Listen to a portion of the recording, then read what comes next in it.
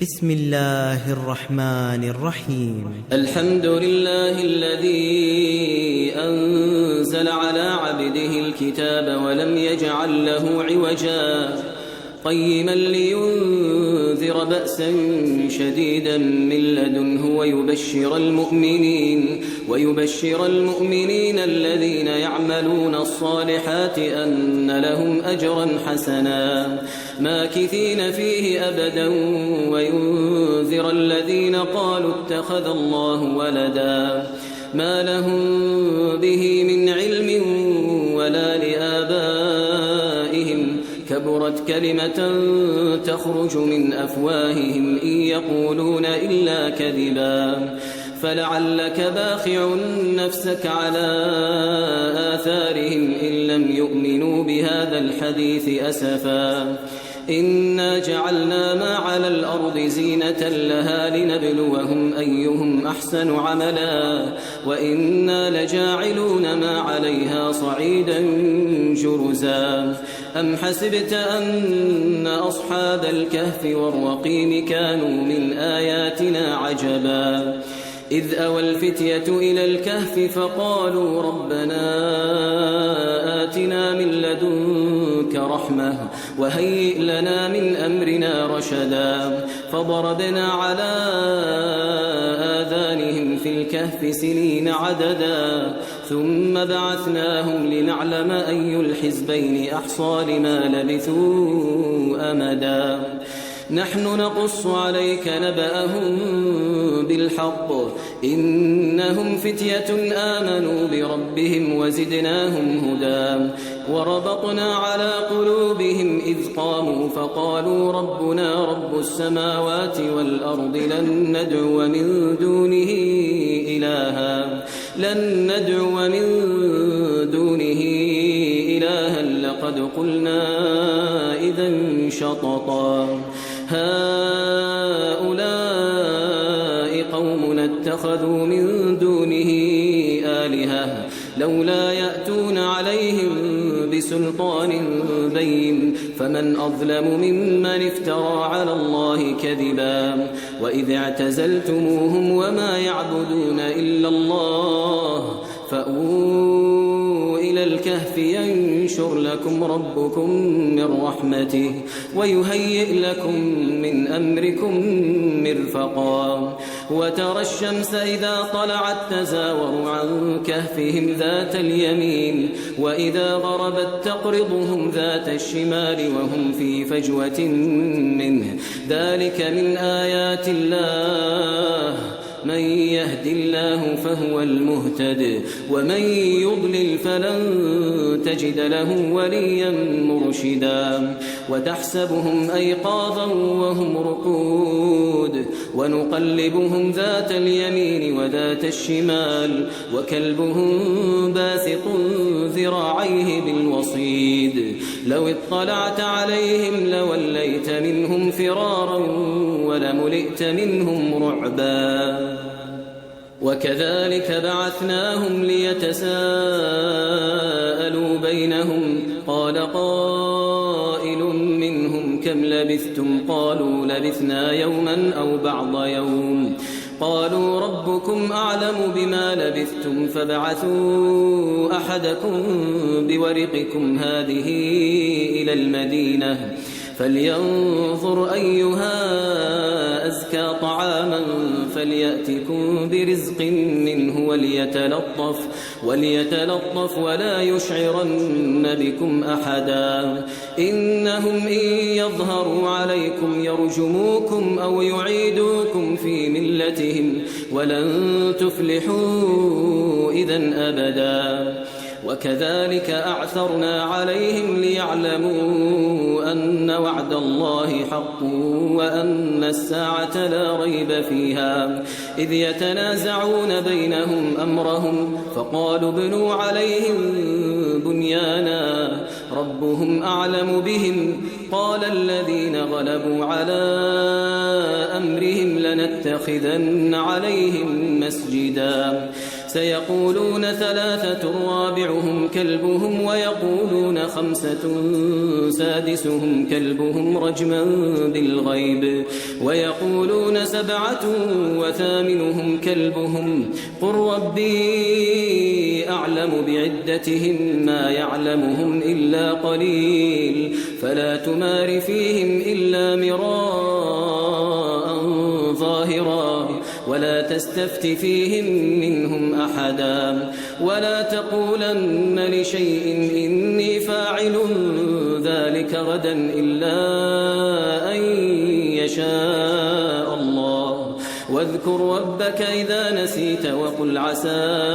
أن يهديني ربي لأقرب من هذا رشدا ولبثوا في كهفهم 300 سنين وازدادوا 9 قل الله أعلم بما لبثوا له غيب السماوات والأرض أبصر به وأسمع ما لهم من دونه من ولي ولا يشرك في حكمه أحدا واتل ما أوحي إليك من كتاب ربك لا مبدل لكلماته ولن تجد من دونه ملتحدا واصبر نفسك مع الذين يدعون ربهم بالغداة والعشي يريدون وجهه ولا تعد عيناك عنهم تريد زينة الحياة الدنيا ولا تطع من أغفلنا قلبه عن ذكرنا واتبع هواه وكان أمره فرطا وقل الحق من ربكم فمن شاء فليؤمن ومن شاء فليكفر إنا أعتدنا للظالمين نارا أحاط بهم سرادقها وإن يستغيثوا يغاثوا بماء كالمهل يشوي الوجوه بئس الشراب وساءت مرتفقا إن الذين آمنوا وعملوا الصالحات إنا لا نضيع أجر من أحسن عملا أولئك لهم جنات عدن تجري من تحتهم الأنهار يحلون فيها من أساور من ذهب ويلبسون ثيابا خضرا من سندس واستبرق متكئين فيها على الأرائك نعم الثواب وحسنت مرتفقا واضرب لهم مثل الرجلين جعلنا لأحدهما جنتين من أعناب وحففناهما بنخل وجعلنا بينهما زرعا كلتا الجنتين آتت أكلها ولم تظلم منه شيئا وفجرنا خلالهما نهرا وكان له ثمر فقال لصاحبه وهو يحاوره أنا أكثر منك مالا وأعز نفرا ودخل جنته وهو ظالم لنفسه قال ما أظن أن تبيد هذه أبدا وما أظن الساعة قائمة ولئن رددت إلى ربي لأجدن خيرا منها منقلبا قال له صاحبه وهو يحاوره أكفرت بالذي خلقك من تراب ثم من نطفة ثم سواك رجلا لكن هو الله ربي ولا أشرك بربي أحدا ولولا إذ دخلت جنتك قلت ما شاء الله لا قوة إلا بالله إن ترني أنا أقل منك مالا وولدا فعسى ربي أن يؤتيني خيرا من جنتك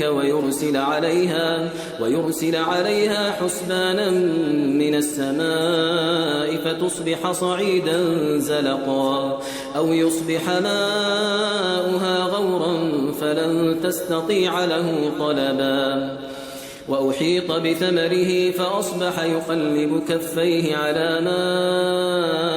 أنفق فيها وهي خاوية على عروشها ويقول يا ليتني لم أشرك بربي أحدا ولم تكن له فئة ينصرونه من دون الله وما كان منتصرا هنالك الولاية لله الحق هو خير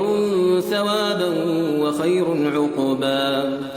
واضرب لهم مثل الحياة الدنيا كماء إن أنزلناه من السماء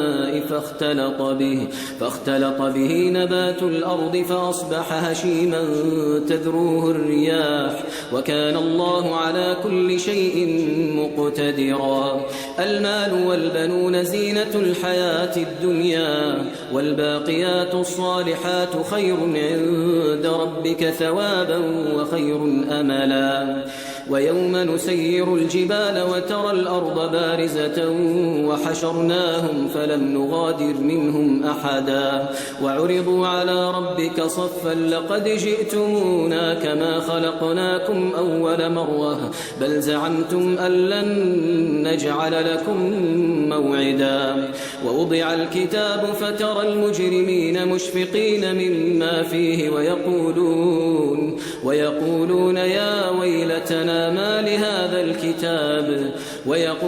يا ويلتنا ما لهذا الكتاب لا يغادر صغيرة ولا كبيرة إلا أحصاها ووجدوا ما عملوا حاضرا ولا يظلم ربك أحدا وإذ قلنا للملائكة اسجدوا لآدم فسجدوا إلا إبليس كان من الجن ففسق عن أمر ربه أفتتخذونه وذريته أولياء من دوني وهم لكم عدو بئس للظالمين بدلا ما أشهدتهم خلق السماوات والأرض ولا خلق أنفسهم وما كنت متخذ المضلين عضدا ويوم يقول نادوا شركائي الذين زعمتم فدعوهم فلم يستجيبوا لهم وجعلنا بينهم موبقا ورأى المجرمون النار فظنوا أنهم مواقعوها ولم يجدوا عنها مصرفا ولقد صرفنا في هذا القرآن للناس من كل مثل وكان الإنسان أكثر شيء جدلا وما منع الناس أن يؤمنوا إذ جاءهم الهدى ويستغفروا ربهم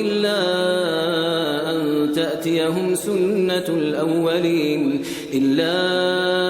أن تأتيهم سنة الأولين أو يأتيهم العذاب قبلا وما نرسل المرسلين إلا مبشرين ومنذرين ويجادل الذين كفروا بالباطل ليدحضوا به الحق واتخذوا آياتي وما أنذروا هزوا ومن أظلم ممن ذكر بآيات ربه فأعرض عنها ونسي ما قدمت يداه إنا جعلنا على قلوبهم أكنة أن يفقهوه وفي آذانهم وقرا وإن تدعوهم إلى الهدى فلن يهتدوا إذا أبدا وربك الغفور ذو الرحمة لو يؤاخذهم بما كسبوا لعجل لهم العذاب بل لهم موعد لن يجدوا من دونه موئلا وتلك القرى أهلكناهم لما ظلموا وجعلنا لمهلكهم موعدا وإذ قال موسى لفتاه لا أبرح حتى أبلغ مجمع البحرين أو أمضي حقبا فلما بلغا مجمع بينهما نسيا حوتهما فاتخذ سبيله في البحر سربا فلما جاوزا قال لفتاه آتنا غداءنا لقد لقينا من سفرنا هذا نصبا قال أرأيت إذ أوينا إلى الصخرة فإني نسيت الحوت وما أنسانيه إلا الشيطان أن أذكره واتخذ سبيله في البحر عجبا قال ذلك ما كنا نبغي فارتدا على آثارهما قصصا فوجدا عبدا من عبادنا آتيناه رحمة من عندنا وعلمناه من لدنا علما قال له موسى هل أتبعك على أن تعلمني مما علمت رشدا قال إنك لن تستطيع معي صبرا وكيف تصبر على ما لم تحط به خبرا قال ستجدني إن شاء الله صابرا ولا أعصي لك أمرا قال فإن اتبعتني فلا تسألني عن شيء حتى أحدث لك منه ذكرا فانطلقا حتى إذا ركبا في السفينة خرقها قال أخرقتها لتغرق أهلها لقد جئت شيئا إمرا قال ألم أقل إنك لن تستطيع معي صبرا قال لا تؤاخذني بما نسيت ولا ترهقني من أمري عسرا فانطلقا حتى إذا لقيا غلاما فقتله قال أقتلت نفسا زكية بغير نفس لقد جئت شيئا نكرا قال ألم أقل لك إنك لن تستطيع معي صبرا قال إن سألتك عن شيء بعدها فلا تصاحبني قد بلغت من لدني عذرا فانطلقا حتى إذا أتيا أهل قرية استطعما أهلها فأبوا أن يضيفوهما فوجدا فيها جدارا يريد أن ينقض فأقامه قال لو شئت لاتخذت عليه أجرا قال هذا فراق بيني وبينك سأنبئك بتأويل ما لم تستطع عليه صبرا أما السفينة فكانت لمساكين يعملون في البحر فأردت أن أعيبها وكان وراءهم ملك يأخذ كل سفينة غصبا وأما الغلام فكان أبواه مؤمنين فخشينا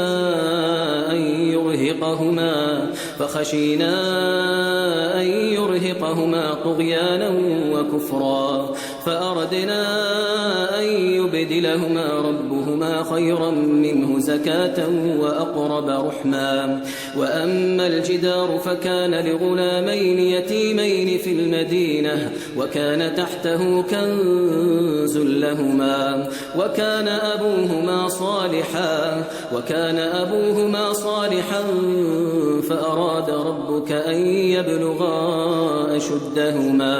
فأراد ربك أن يبلغا أشدهما ويستخرجا كنزهما رحمة من ربك وما فعلته عن أمري ذلك تأويل ما لم تسطع عليه صبرا ويسألونك عن ذي القرنين قل سأتلو عليكم منه ذكرا إنا مكنا له في الأرض وآتيناه من كل شيء سببا فأتبع سببا حتى إذا بلغ مغرب الشمس وجدها تغرب في عين حمئة ووجد عندها قوما قلنا يا ذا القرنين إما أن تعذب وإما أن تتخذ فيهم حسنا قال أما من ظلم فسوف نعذبه ثم يرد إلى ربه فيعذبه عذابا نكرا وأما من آمن وعمل صالحا فله جزاء الحسنى وسنقول له من أمرنا يسرا ثم أتبع سببا حتى إذا بلغ مطلع الشمس وجدها تطلع على قوم لم نجعل لهم من دونها سترا كذلك وقد أحطنا بما لديه خبرا ثم أتبع سببا حتى إذا بلغ بين السدين وجد من دونهما قوما لا يكادون يفقهون قولا قالوا يا ذا القرنين إن يأجوج ومأجوج مفسدون في الأرض فهل نجعل لك خرجا على أن تجعل بيننا وبينهم سدا قال ما مكني فيه ربي خير فأعينوني بقوة أجعل بينكم وبينهم ردما آتوني زبر الحديد حتى إذا ساوى بين الصدفين قال انفخوا حتى إذا جعله نارا قال آتوني أفرغ عليه قطرا فما استطاعوا أن يظهروه وما استطاعوا له نقبا قال هذا رحمة من ربي فإذا جاء وعد ربي جعله دكاء وكان وعد ربي حقا وتركنا بعضهم يومئذ يموج في بعض ونفخ في الصور فجمعناهم جمعا وعرضنا جهنم يومئذ للكافرين عرضا الذين كانت أعينهم في غطاء عن ذكري وكانوا لا يستطيعون سمعا أفحسب الذين كفروا أن يتخذوا عبادي من دوني أولياء إنا أعتدنا جهنم للكافرين نزلا قل هل ننبئكم بالأخسرين أعمالا الذين ضل سعيهم في الحياة الدنيا وهم يحسبون أنهم يحسنون صنعا أولئك الذين كفروا بآيات ربهم ولقائه فحبطت أعمالهم فلا نقيم لهم يوم القيامة وزنا ذلك جزاؤهم جهنم بما كفروا واتخذوا آياتي ورسلي هزوا إن الذين آمنوا وعملوا الصالحات كانت لهم جنات الفردوس نزلا خالدين فيها لا يبغون عنها حولا قل لو كان البحر مدادا لكلمات ربي لنفد البحر قبل أن تنفد كلمات ربي ولو جئنا بمثله مددا قل إنما أنا بشر مثلكم يوحى إلي أنما إلهكم إله واحد فمن كان يرجو لقاء ربه فليعمل عملا صالحا